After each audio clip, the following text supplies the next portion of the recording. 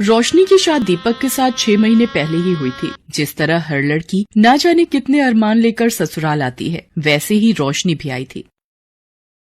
रोशनी बहू, कितनी रोटियां सेक रही है? देख, 3 तेरे ससुर जी की, 3 सुनील की, और मुझे तो कम भूख है, मेरी 2 सेक दे, बाकी अपनी देख ले। तू भी वैसे 2 रोटी ही खाएगी। अरे हाँ, याद आया, 2 रोटी सुबह की बची हुई है, मैं और तू एक एक वो ले लेंगे, तो 8 रोटी बहुत रहेंगी।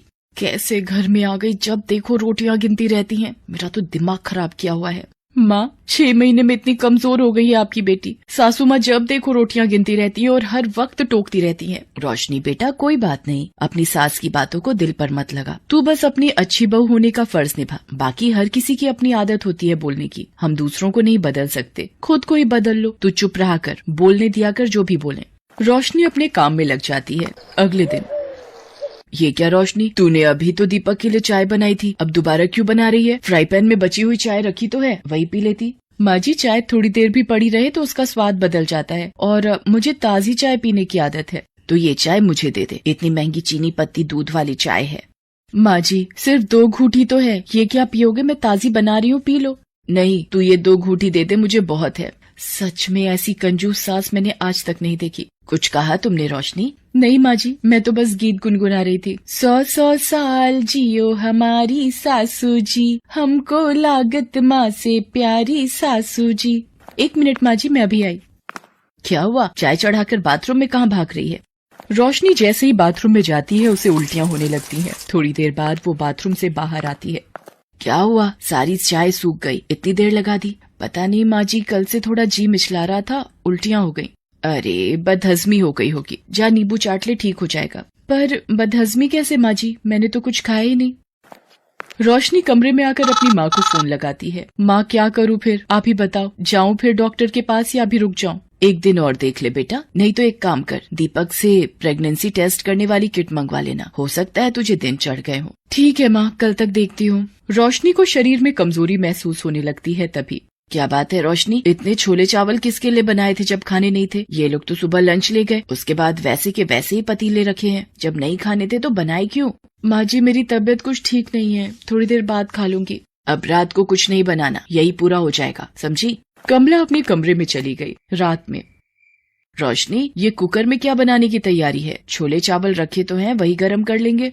माँ जी, मेरी तबीयत ठीक नहीं है, इसलिए थोड़ी सी धुली मूंग की दाल की खिचड़ी बना रही थी। छोले रात में भारी हो जाएंगे मुझे। ये सही है, 2 उल्टी आई नहीं कि ढीले पड़ जाओ, बस चौथाई मुट्ठी बनाना अपने लिए। हम तीनों तो सुबह वाले छोले चावल ही खा लेंगे, इतनी महंगाई है भाई। बेचारी रोशनी पहले ही तबीयत खराब से परेशान थी, ऊपर से कमला की कंजूसी। अगले दिन रोशनी को फिर उल्टियाँ होने लगती हैं। वो दीपक को बताती है। वो प्रेगनेंसी टेस्ट किट ले आता है। रोशनी चेक करती है। दीपक, मैं माँ बनने वाली हूँ। क्या? ये तो बहुत ही खुशी की बात है रोशनी, मैं आज बहुत खुश हूँ। क्या तू माँ बनने वाली है? चल ठीक है, अब थोड़ी बचत करनी शुरू कर दे, आगे 2 से 3 हो जाओगे तो खर्चे बढ़ जाएंगे। माँ जी, मैं दीपक के साथ डॉक्टर के पास होकर आती हूँ।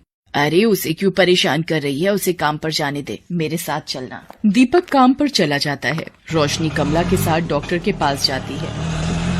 मैंने रोशनी का चेकअप कर लिया है, सब कुछ ठीक है, बस अपने खान पान का ध्यान रखना और कोई भी चिंता फिक्र करने की जरूरत नहीं है। ये कुछ ताकत की दवाइयाँ और टॉनिक लेने हैं। कितनी फीस हुई डॉक्टर जी? 1500 रुपए। क्या 1500 रुपए? ये कुछ ज्यादा नहीं है, और दवाइयाँ अलग खरीदो। माँ जी, अभी तो दो, घर जाकर सुना लेना। अब इतने पैसे यहाँ लग गए, दवाइयाँ भी 1200 की आ गई, अब ऑटो के 80 रुपए नहीं दूंगी, पैदल चल ले। पैदल चलना गर्भवती के लिए अच्छा होता है। कहाँ फंस गई मैं इन जैसी कंजूस के साथ। कमला और रोशनी घर आ जाते हैं। अब रोशनी गर्भवती थी तो उसे ज्यादा ध्यान रखने की जरूरत थी, पर कमला की कंजूस आदत से वो कैसे पीछा छुड़ाती। एक दिन, रोशनी, ओ रोशनी, कहाँ है? माँ जी, बाहर हूँ, ये दशहरी आम वाला भैया आया हुआ है, वही ले रही हूँ। ओ भैया, क्या भाव दे रहा है? अम्मा जी 70 रुपए किलो दिए हैं 2 किलो के, तुम 60 रुपए दे देना, बोनी का टाइम है।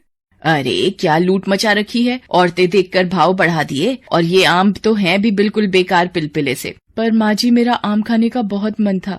अच्छा, तुझे आम खाना है, ये ले भैया 5 रुपए, ला एक आम दे दे। क्या अम्मा जी हैं, इतनी कंजूसी, सिर्फ एक आम? तो क्या पूरा ठेला खरीद लूं? ला, मुफ्त में दे, एक आम देगा, बड़ा आया बात करता है, चल जा यहाँ से। रोशनी गुस्से में घर के भीतर आ जाती है और अपने कमरे में चली जाती है और सारी बात अपनी माँ को बताती है। अब तुम ही बताओ माँ, इतनी कंजूसी, वो भी आम खरीदने में। मेरा इतना मन था आम खाने का। कोई बात नहीं, तो दीपक को बोल देना, वो शाम को लेता आएगा। उसी शाम रोशनी के ससुर रोशनी के लिए कुछ सामान लाते। कमला, ये देसी घी और थोड़ा ड्राई फ्रूट, बादाम, काजू वगैरह लाया हूँ। रोशनी बहू को 9वां महीना लग गया है ना, उसे कुछ न कुछ खिलाती रहा करो। अरे आप भी ना, इतना देसी घी और ड्राई फ्रूट क्या करना था, थोड़े बहुत ही ले आते, बेकार की फिजूल खर्ची करते हो। लाओ दो, अच्छा मैं रसोई में रख देती हूँ। कमला सारे ड्राई फ्रूट और घी छुपा कर रख देती है। अरे इतने महंगे बादाम काजू थोड़े दे दूंगी, सारे खा जाएगी। ये घी भी एक कड़छी निकाल लेती हूँ, एक हफ्ता तो चली जाएगा, बाकी छुपा देती हूँ। रोशनी को कुछ समझ नहीं थी, माँ से वो इतनी बात फोन पर नहीं कर पाती थी। एक दिन, माँ जी पता नहीं मेरे हाथ पैरों में सूजन बढ़ती जा रही है, क्या मैं डॉक्टर को दिखाऊं? अरे ये छोटी छोटी बातों के लिए रोजाना डॉक्टर की फीस बनाते रहो। ये सूजन से कोई डरने वाली बात नहीं होती, ये तो गर्भावस्था में मामूली बात है। कमला के मना करने पर रोशनी हॉस्पिटल की विजिट के लिए भी नहीं जाती। एक शाम, रोशनी क्या हुआ? आंखें खोलो रोशनी। माँ, बाबूजी जल्दी आओ, रोशनी बेहोश हो गई है। अरे बिस्तर पर लिटा दे, थोड़ा पानी के छींटे डाल, आ जाएगा होश। दीपक कोशिश करता है पर रोशनी होश में नहीं आती। वो रोशनी को हॉस्पिटल लेकर भागता है। डॉक्टर वहाँ रोशनी का चेकअप करती है। ये क्या हाल बना दिया है आपने रोशनी का? आपको पता भी है रोशनी का बीपी कितना बढ़ा हुआ है? और इनकी तो अपॉइंटमेंट थी 15 दिन पहले की, वो भी मिस की हुई है। आपकी इतनी बड़ी लापरवाही से रोशनी की जान भी जा सकती है। माँ, आपको पता था ना रोशनी को डॉक्टर के पास आना है? कमला घबरा चुकी थी, उससे बड़ी गलती हो चुकी थी।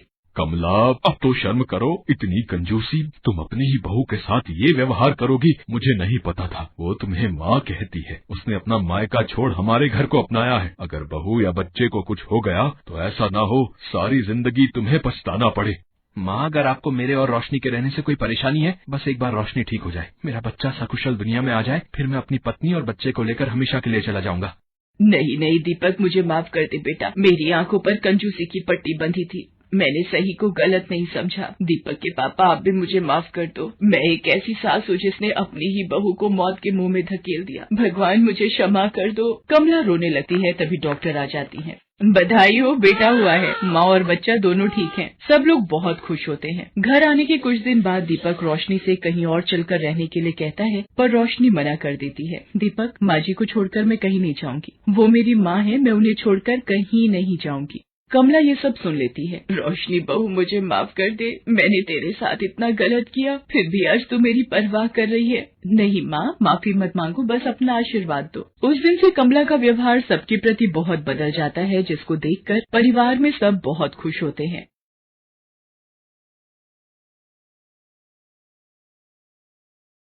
प्राची एक बहुत ही अमीर खानदान की लड़की थी, पर वो संजय नाम के एक गरीब लड़के से बहुत प्यार करने लगी थी।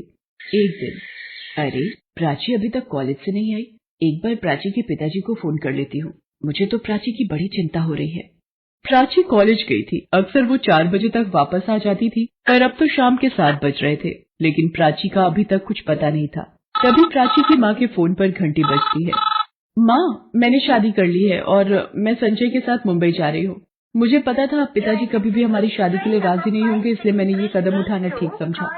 मेरी चिंता मत करना माँ, मैं संजय के साथ बहुत खुश हूँ। संजय बहुत अच्छा लड़का है। अच्छा माँ, मेरी ट्रेन आ गई है, मैं फोन रखती हूँ, फिर मुंबई पहुंचकर आपको फोन करूंगी। मैंने आपसे कितनी बार कहा कि प्राची किसी लड़के से प्यार करती है, एक बार लड़के से मिल लो, पर नहीं। आज आपकी झूठी शान की वजह से मेरी इकलौती बच्ची मुझसे दूर हो गई। उसने शादी कर ली है, अब वो अपने ससुराल मुंबई जा रही है हमसे दूर। अच्छा है, वो अपने पति को लेकर मेरे सामने नहीं आई, नहीं तो दोनों को जान से मार देता। उसने मेरी इज्जत खराब की है। एक गरीब लड़के से शादी करके वो क्या दिखाना चाहती है? जब गरीबी में रहेगी ना, तब उसे पता चलेगा कि अपने माँ बाप का घर छोड़कर उसने कितनी बड़ी गलती की है। तुम देखना, वो कभी सुखी नहीं रहेगी। प्राची संजय के साथ मुंबई पहुंच जाती है। संजय अपनी माँ के साथ मुंबई में रहता था। दिल्ली में अकेला रहकर वो नौकरी करता था, पर अब वो प्राची को लेकर मुंबई अपने घर वापस आ गया था। रो मत बहू, संजय और तुम्हें भागकर शादी नहीं करनी चाहिए थी, इससे माता पिता को बहुत दुख होता है, पर कोई बात नहीं, वक्त सब ठीक कर देगा। तुम यहाँ अकेली नहीं हो, मैं हमेशा तुम्हारे साथ हूँ बेटी। प्राची संजय की माँ के गले लग जाती है। पिता के देहांत के बाद संजय की नौकरी से ही घर चल रहा था। धीरे धीरे समय बीता, प्राची माँ बनने वाली थी। संजय बेटा, प्राची की कुछ दवाइयाँ खत्म हो गई हैं, जाकर ले आ। संजय प्राची की दवाइयां लेने चला जाता है। रास्ते में उसका एक पुराना दोस्त मोहन मिल जाता है। अरे संजय, अरे बड़े दिनों बाद मिला यार। और बता कैसा है? अरे चल यार, बहुत दिन हो गए, एक साथ बैठेंगे कुछ देर और पुरानी यादें ताजा करेंगे यार। अरे फिर कभी यार। मोहन, मुझे अभी ना असल में अपनी वाइफ की दवाइयां लेने जाना है यार। अबे यार, दोस्त की बात नहीं मानेगा? मतलब अब शादी हो गई तो तू दोस्त को ही भूल गया? ठीक है, पर सिर्फ 15-20 मिनट ही बैठूंगा, उससे ज्यादा नहीं। मोहन संजय को लेकर एक शराब की दुकान में बैठ जाता है और 15 से 20 मिनट तो क्या, वहां बैठे बैठे संजय को 1 घंटा हो जाता है और वो बहुत शराब पी लेता है। नशे की हालत में घर आता है, पर उस वक्त प्राची उसे कुछ नहीं कहती। वो चुपचाप सो जाता है। अगले दिन कुछ समझ नहीं आ रहा, थोड़ी अच्छी नौकरी कहाँ ढूंढूं? ये नौकरी भी हाथ से चली गई। मालिक ने अपने ही किसी रिश्तेदार को मेरी जगह रख लिया है। बोलता है मैं काम ठीक से नहीं कर रहा। क्या हुआ संजय, तुम परेशान क्यों हो? प्राची, समझ नहीं आ रहा, मेरी नौकरी है नहीं, ऊपर से तुम भी गर्भवती हो, कैसे गुजारा होगा? इतने पैसे कैसे इकट्ठे कर पाऊंगा? अगर अचानक मुझे जरूरत पड़ी तो? संजय, प्राची का गर्भवती होना तो तुम दोनों की जिंदगी में खुशी की बात है। प्राची एक बहुत अच्छी लड़की है, वो बेचारी तो कुछ भी नहीं मांगती। उस बेचारी को क्या पता था कि वो शादी के बाद एक गरीब गर्भवती बहू का जीवन काटेगी। ये मेरे पास कुछ पैसे रखे हैं, इनसे प्राची के लिए कुछ फल खरीद ला। संजय प्राची के लिए फल खरीदने चला जाता है। बाजार में वो अभी फल खरीद ही रहा होता है कि मोहन दोबारा संजय से टकरा जाता है। संजय मोहन को अपनी सारी बात बताता है और संजय दोबारा मोहन के साथ शराब पीने चला जाता है। अब तो संजय रोजाना ही मोहन के साथ शराब पीने लगा था। एक दिन वो नशे में वापस आ रहा था और सामने से आते ऑटो से टक्कर लग जाती है। संजय अपना बचाव करने में घुटनों के बल गिर जाता है और उसके घुटनों में चोट आ जाती है। संजय, क्या जरूरत थी? शराब बहुत बुरी चीज है बेटा, तू तो ऐसा नहीं था, फिर ये सब बुरी आदतें तुझे कैसे लग गई मेरे बेटे? संजय के घर बैठ जाने से प्राची और उसकी सास दोनों बहुत ही परेशान रहने लगी कि गुजारा किस तरह से चले। मुझे ही कुछ करना होगा, पिताजी से मैं मदद नहीं ले सकती, उन्होंने तो आज तक मेरी खबर भी नहीं ली, पर मैं भी उनकी बेटी हूँ, मैं हिम्मत नहीं हारूंगी। मुझे अपने बच्चे को सही सलामत इस दुनिया में लाना है, मैं खुद ही कोई नौकरी ढूंढने जाती हूँ। अगली सुबह जब प्राची की सास और संजय सो रहे थे, वो एक चिट्ठी लिखकर काम की तलाश में निकल गई। उसने बहुत जगह काम पूछा पर कहीं भी उसे काम नहीं मिला। फिर एक जगह, ये होटल के बाहर कोई नोटिस लिखा है, यहाँ पर वेटर की जगह खाली है। भैया, ये आपके होटल के बाहर लिखा है आपको वेटर की जरूरत है, क्या आप मुझे काम दे सकते हो? आपकी बड़ी कृपा होगी। जी मैडम, वेटर का काम तो आपको नहीं दे सकता। हाँ, हमारे होटल में साफ सफाई वाला कुछ दिनों की छुट्टी पर है, वो काम अगर आप करना चाहो तो 2000 रुपए महीने के ले लेना। मुझे पैसों की सख्त जरूरत है, हाँ कर देती हूँ। ठीक है भैया जी, मैं यही काम कर लूंगी। उधर प्राची की लिखी चिट्ठी पढ़कर संजय और प्राची की सास बहुत दुखी होते हैं। प्राची होटल की सारी साफ सफाई करके घर जाती है। प्राची, तुम नौकरी के लिए क्यों चली गई थी? अगर तुम्हें कुछ हो जाएगा तो मैं कैसे अपने आप को माफ करूंगा? प्राची, मेरी बच्ची, तू गर्भवती है, ऐसे में तू काम पर जाएगी, हमारे घर में तुझे सच में सुख नहीं मिला। ऐसी कोई बात नहीं है माँ जी, और फिर मैं तकलीफ के दिनों में संजय का सहारा नहीं बनूंगी तो कौन बनेगा? प्राची की सास की आंखों में आंसू आ जाते हैं। वो प्राची के लिए बहुत दुखी होती है, पर वो भी मजबूर थी। संजय की हालत नहीं थी कि वो अभी चलकर जा सके और कोई नौकरी ढूंढ सके। उसके पैरों में अभी जख्म ताजा थे। अगले दिन प्राची जब होटल में काम कर रही होती है। प्राची, वो सामने की टेबल पर दाल गिर गई है, जाकर साफ कर दो। सर, आप थोड़ा सा हाथ हटाएंगे, मैं भी टेबल साफ कर देती हूँ। प्राची, तुम? पापा, आप? प्राची के पापा और प्राची दोनों एक दूसरे को सामने देखकर चौंक जाते हैं। तभी मैनेजर आ जाता है। प्राची, इतना समय तुम एक मेज को साफ करने में लगाओगी तो बाकी के काम कैसे होंगे? अभी तुम्हें पार्टी हॉल की भी सफाई करनी है। 1 मिनट, आप ये किस तरह से बातें कर रहे हैं? लड़कियों से बात करना सीखिए मैनेजर। सर प्लीज, आप बीच में मत बोलिए, मैं यहाँ पर काम करती हूँ तो काम तो समय पर करना ही है। मैं पार्टी हॉल की सफाई अभी कर देती हूँ। प्राची के पिता अंदर से बहुत दुखी हो जाते हैं। अचानक, सर, प्राची की तबीयत खराब हो रही है, वो बेहोश हो गई है, उसके घर वालों को खबर देनी होगी।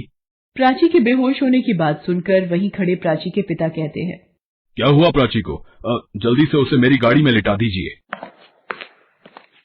प्राची के पिता प्राची को हॉस्पिटल ले जाते हैं। प्राची गर्भवती थी, इसलिए कमजोरी की वजह से प्राची को चक्कर आ गए थे और वो बेहोश हो गई थी। प्राची के पिता ने जब संजय की चोट को और घर की हालत को देखा तो वो और दुखी हो गए। उन्हें गुस्से में कही बात याद आ गई और वो रोने लगे। मुझे माफ कर दो मेरे बच्चों, मैं अपने बच्चों को ऐसी हालत में छोड़ बेफिक्र बैठा रहा। मेरी बेटी, तू भी तो मुझ पर ही गई है, एक बार भी अपनी तकलीफ मुझे नहीं बताई। अब मैं आ गया हूँ। संजय, जल्दी से ठीक हो जाओ, फिर तुम्हें ही मेरा सारा बिजनेस संभालना है बेटा। प्राची की जिंदगी में फिर से खुशियां आ जाती हैं, क्योंकि उसे अपने ससुराल के साथ साथ अपने मायके का प्यार भी वापस मिल गया था।